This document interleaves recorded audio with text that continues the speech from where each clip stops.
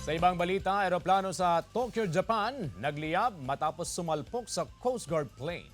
Tunghayan sa Globalita.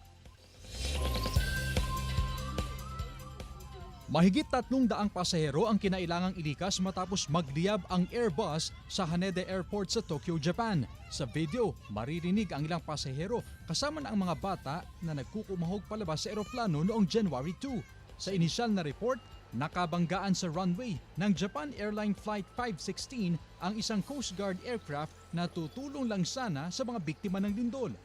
5 sa 6 na crew ng eroplano ang nasawi.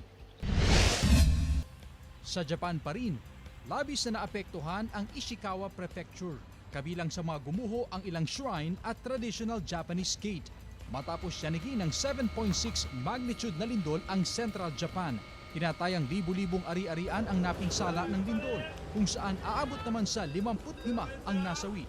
Pinangangambahang may mga naipit pa sa guho, habang nangangailangan ng food supplies ang mga survivor.